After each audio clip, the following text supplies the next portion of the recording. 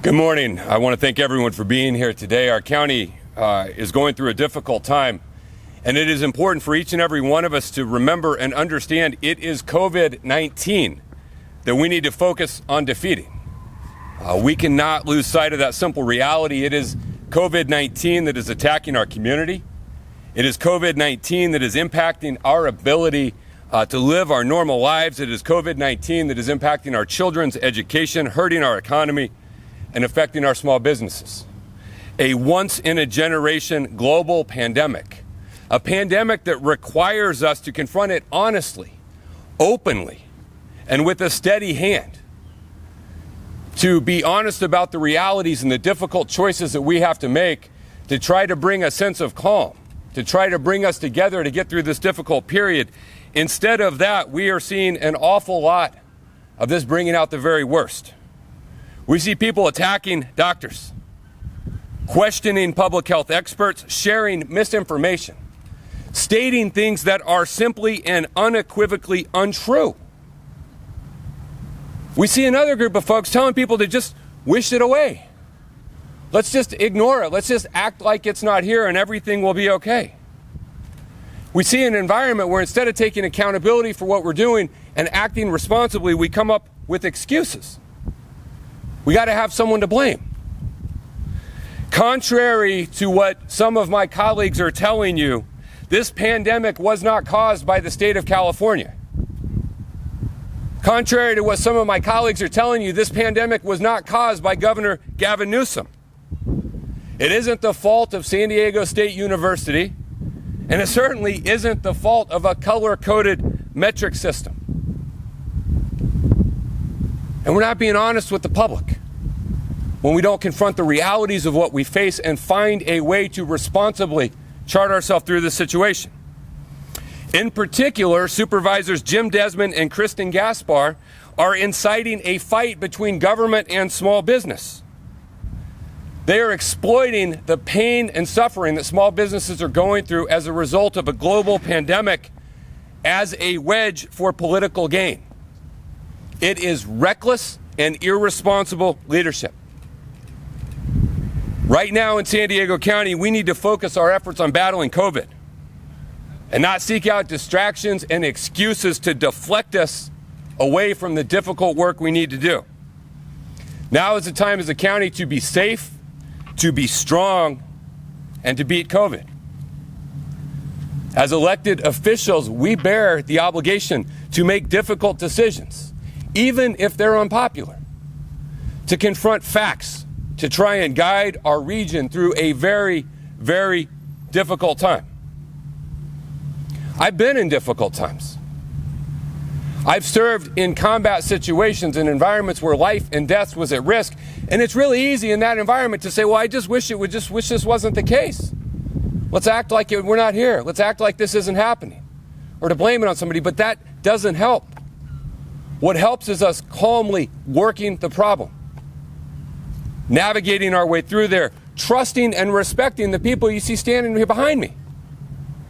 People that want nothing more than to save lives and save our economy.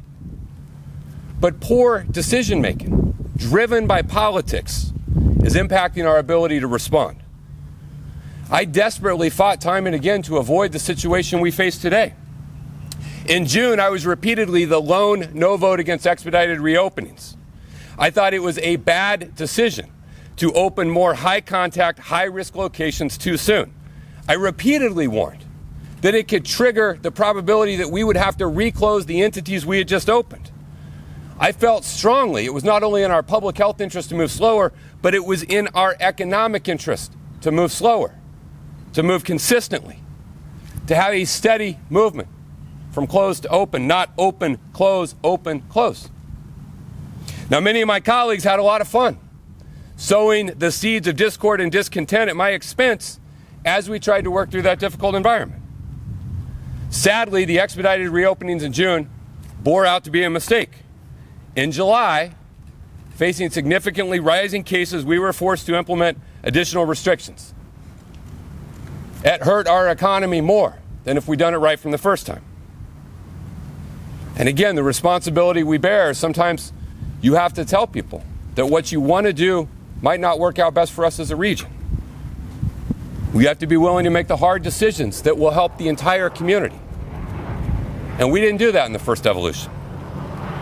And then again, we did the exact same thing again. On August 28th, when we were placed in the red tier with the option, our option under local control, to open additional business entities associated with the red tier, I strongly recommend we once again move slowly, that we learn the lesson of June. I argued for only opening the entities of lower risk while holding off on the higher risk entities, in particular pointing out that schools and universities were just beginning the process of coming back, and we needed to give them a chance to be successful. We needed to help work through. We need to understand what would happen to our case count as a result of those. My fear at the time, which I stated publicly as I did in June, was expedited reopenings was again put those businesses at the risk of sudden reclosure. And here we are, 3 weeks later, facing that exact same scenario. And now we want to blame the state, or blame San Diego State, or blame a metric system, or blame a tier, or blame a formula that we knew existed for our own decisions, for the situation that we created. I hope beyond all hope that our honest numbers remain in the red and that we can continue to move forward. Because if we do trigger to a higher tier, it will not only have an impact on business, it'll have an impact on schools that haven't yet reopened. And every parent out there wants us to make every opportunity and effort we can to get our schools safely reopened. But again, we didn't have to be in this situation. San Francisco was placed in the red tier the same time as us. But unlike us, they chose a different path. They chose to move a little slower, a little more cautiously, and as we are now staring down the prospect of moving up a tier, they're preparing to move down a tier, to then open their businesses at a time in which they won't have to turn around and close them again.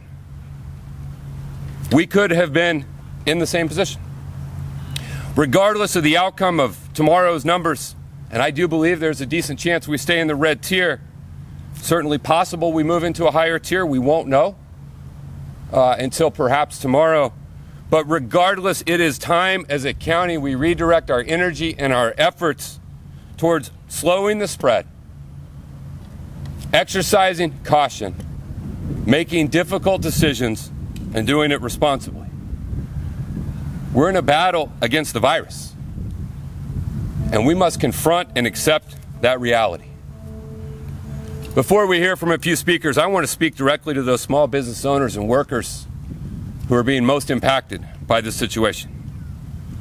I know this is difficult.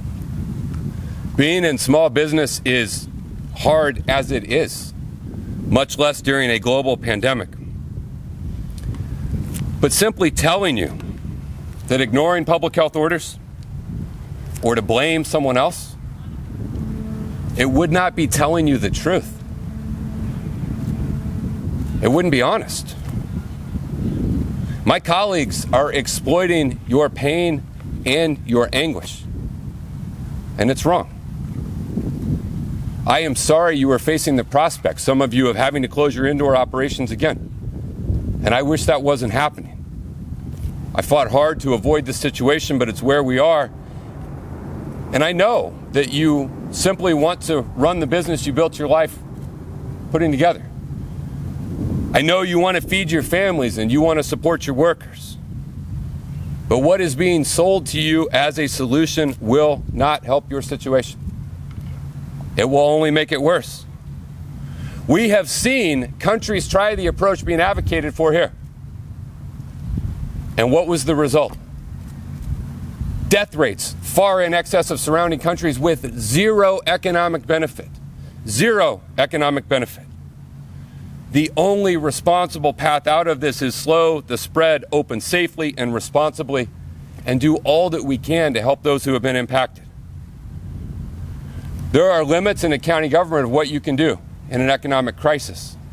But my office has fought for over $100 million in help and assistance. My office proposed that $21 million be used to create the county's relief program for small businesses and restaurants. My office proposed $25 million in rent relief and assistance program to go directly to the tenants and those who own the facilities. My office partnered with the San Diego Foundation to create a community response fund that has raised more than $50 million to help individuals and businesses as you deal with the situation that you did not create. Now, I know you don't want help and assistance, you just want to work. I get that.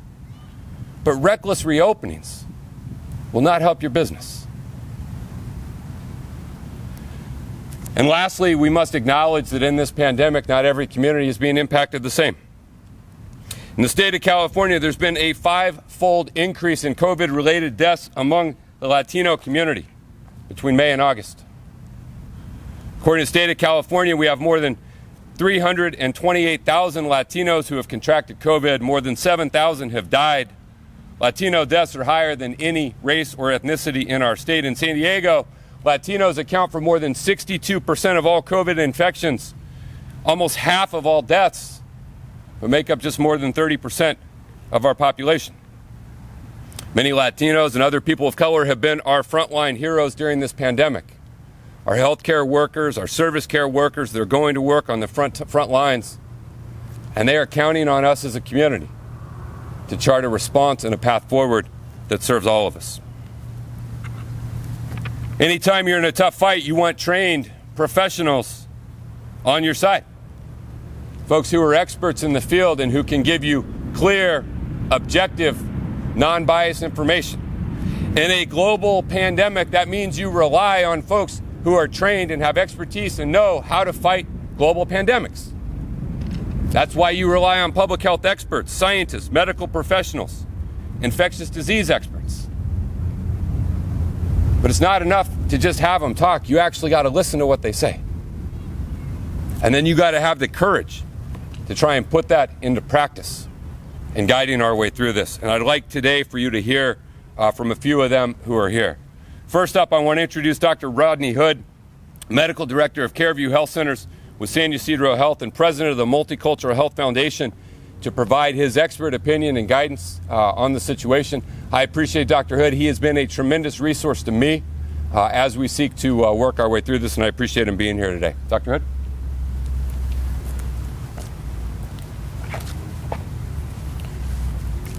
First of all, thank you, Supervisor Fletcher, for your leadership in this public health crisis. I am Dr. Rodney Hood. I've been in practice in Southeast San Diego for the past 40 years. This area has some of the highest rates of coronavirus in the whole county.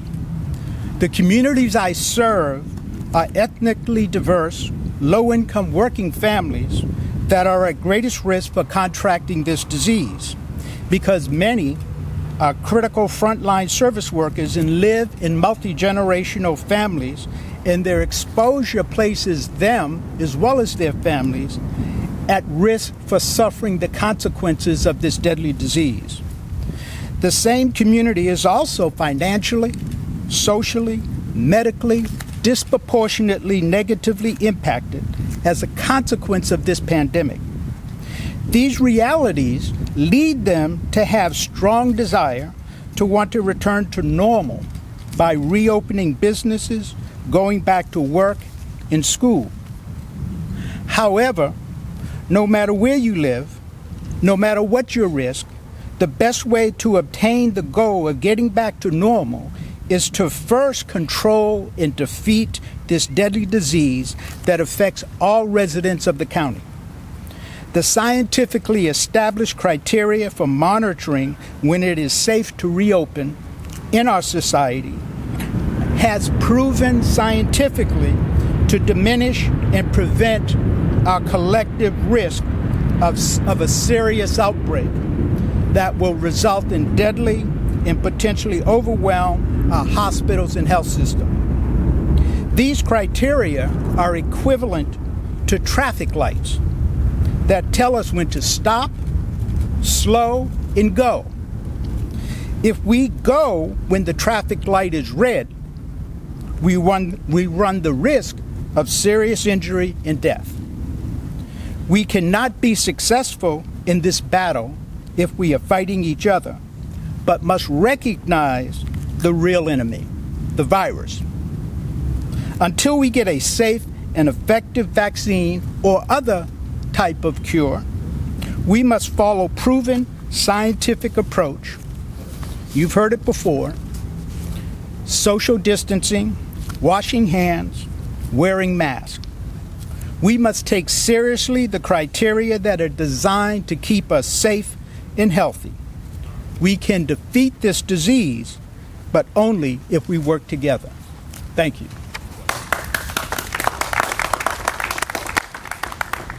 Thank you, Dr. Hood. Next, I'd like to invite Dr. Holly Yang, President of the San Diego County Medical Society, representing our area's doctors, to speak.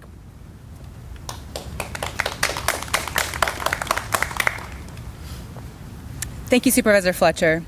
As he said, my name is Dr. Holly Yang, and I'm the president of the San Diego County Medical Society. I represent over 4,600 physicians, students, and retired physicians who serve our county every day. They're part of our front line. And we do that together with all of our colleagues in healthcare. I'm also a hospice and palliative medicine physician, and I practice really across our county. And so I see the suffering of our patients and our community up close.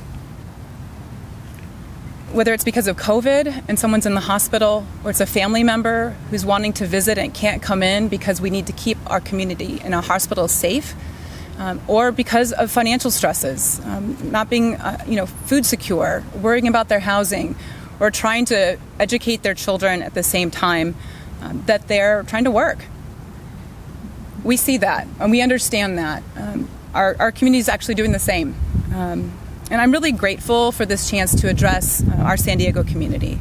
I really want to just emphasize how much this is not about the county versus state.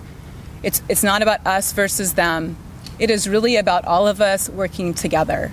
The COVID virus doesn't care what is anything in particular. It's just a disease, and so we actually have to be vigilant. The economy and our health is interdependent, just as we are interdependent. So we really have to actually kind of keep going with the stuff that we've been doing, even though we're tired of it. We really want things to go back to normal. So I just want to encourage you today, because I think our county has actually, everyone here has been doing their very best. And I really hope that we continue to do so. It is really up to us.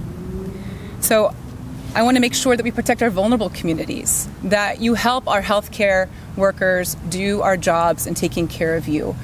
That is the fastest way to get our economy reopened safely. So please, the pandemic will ebb and flow. We know this. That's the nature of this. But continue to take care of each other, continue to do things like wash your hands and wear a face mask. If you're with people that you do not live with, please stay 6 feet apart. I know that's really hard. In my field, we like to hug each other. You can't do that right now. You can't comfort each other in the same ways that we normally would. But please stay the course. Please continue to take care of each other and keep doing a good job. Thank you for all that you're doing, and just want to share my appreciation and ask you to keep it up. Thanks.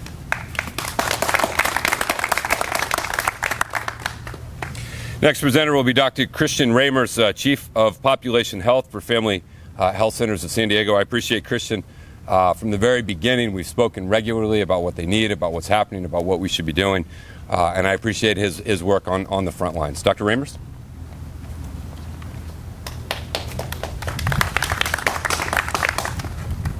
Thank you, Supervisor Fletcher. I'm Christian Ramers, Infectious Disease Specialist and Chief of Population Health at Family Health Centers of San Diego, and I'm also an Associate Professor at UCSD School of Medicine and San Diego State School of Public Health.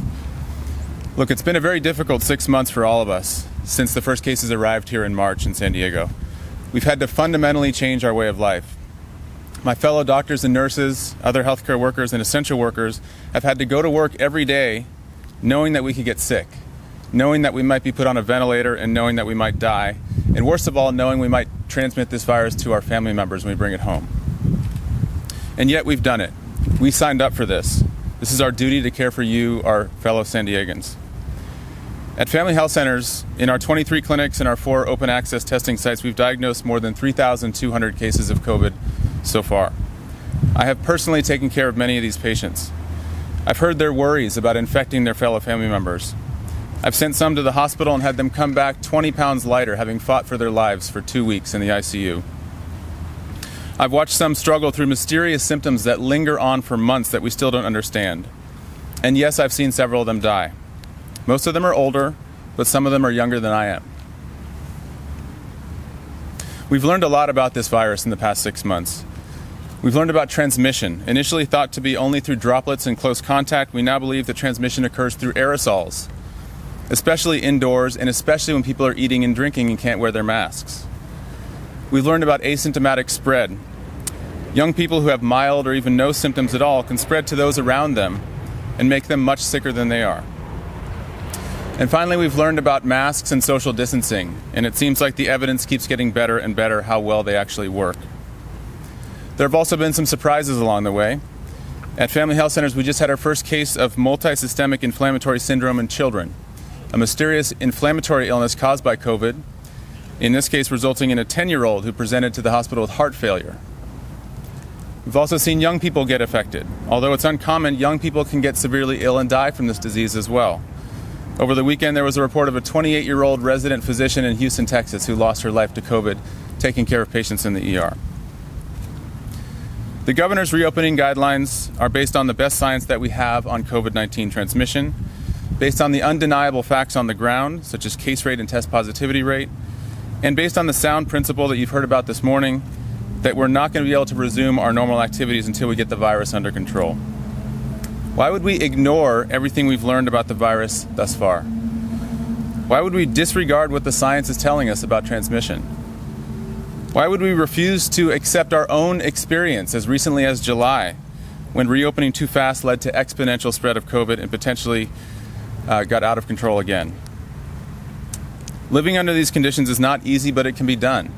It's been done successfully in other countries, in other counties, as you heard this morning. We need to be patient. We need to stay vigilant. We need to keep doing the simple things that we know work: wearing masks, avoiding large gatherings, keeping our distance, and when cases start to rise, dialing everything back. In my opinion, it's irresponsible and dangerous to pretend that this all is not happening. It is certainly not time to let our guard down. It's pretty obvious what will happen if we do. Thank you.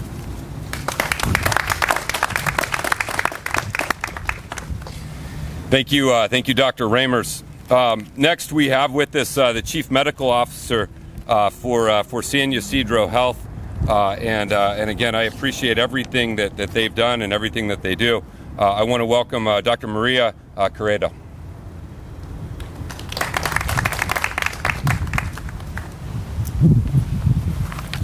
Good morning, and thank you, Supervisor Fletcher, for inviting us all to join you here this morning to address these important issues. Although San Ysidro Health serves patients throughout the county with over 105,000 patients that we're currently serving, I think our presence in some of the areas that are hardest hit by this pandemic is what causes the most concern. We serve communities in the South Bay and in Southeast San Diego that have been enduring rates of COVID that are 2 to 5 times higher than the rest of the county. And we've seen the difficulties that these patients are having in their lives. These are our essential workers that are in positions where they need to work for financial reasons and also because their jobs are considered essential workers. However, they're in positions that aren't amenable to remote working, so they continue to go to work and they continue to put themselves and their families at risk.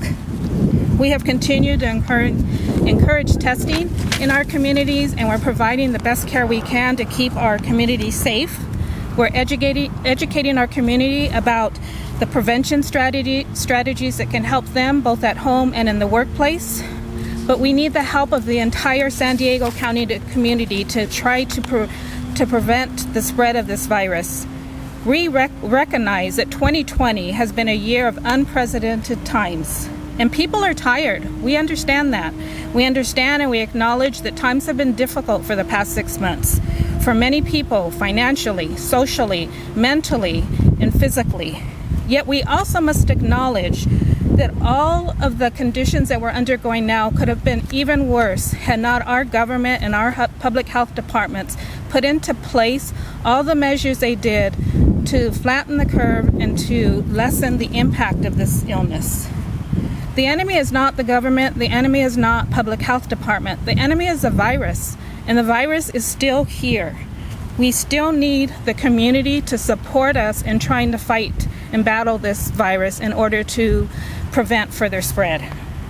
We need the communities to be vigilant about adhering to all of the regulations put into place. These regulations were put into place for our safety and to help us keep our community safe. We can't allow uncontrolled spread, which could overrun our health system. We can't allow early openings or people not adhering to guidelines to cause this illness to spread further. The disease continues to have a serious impact in many of the communities that are already facing many social inequities and health inequities, and they've dealt with high rates of infections and worse complications. As noted earlier, the Latino population, which only represents 34% of the entire county population, yet they're facing 63% of the cases, and they're representing 45% of the deaths.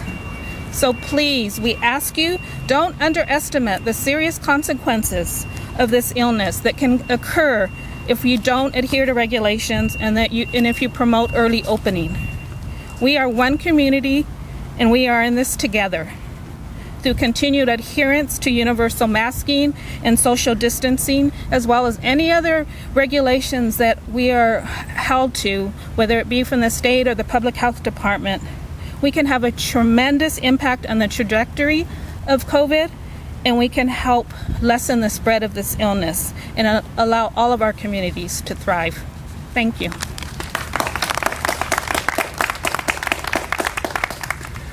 Our next speaker is a good friend who came to me many months ago and said, I would like to pull together a group of scientists. And Christian has been the head of my scientific advisory panel and group. We meet regularly where I have the opportunity to hear from the best minds. We're fortunate in San Diego, some of the best minds in the world that are shaping the research and the information around this are located right here in San Diego.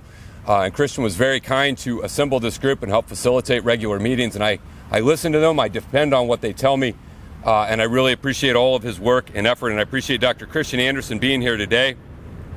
He's a professor in the Department of Immunology and Microbiology for Scripps Research. Dr. Anderson. Thank you, Supervisor. And I just wanted to touch on, so as you mentioned, I have worked on many pandemics, epidemics, and outbreaks before. Before this, it was Ebola, it was Zika, and it was many others. When I saw my colleagues in West Africa in 2014, many of them died from Ebola. And I was looking at them, I was talking to them. I wish the virus is away as well. I wish that there could be some normalcy. I wish that my colleagues did not end up getting Ebola and did not end up dying from disease. Sadly, 60 of them did. In the single hospital we worked at in Kenema Government Hospital in Sierra Leone, about half the healthcare staff there contracted Ebola, and many of them died. The reason for that is that the healthcare system was overrun. There was too many cases coming in too quickly, they could not deal with it. Now we're facing the same thing. It's a different virus. It's COVID-19 is the disease, SARS-CoV-2 is the virus. But the situation is the same. We have seen all over the world that this virus will topple our healthcare system. We have seen this in the United States, we have seen this in Europe, we have seen this in many places. We have not seen this in San Diego yet. And the reason for that is that we have up until now been proactive. We have learned some lessons about how do we stop the spread on this virus. We have learned a lot over the last 9 months. We know we can control transmission. We know we can stop the spread of the virus. We know this is possible. We don't have to be dominated by the virus. We can control it. The problem is that now we're all wishing it away again. We are hoping for some normalcy. I feel this as well. We feel the virus is not so severe. We feel now that the disease is maybe not as bad as we thought back in the spring. The problem is that it is. It's just because we've gotten used to it. We're tired of the virus, we're tired we have to deal with it. But the reality is that we do.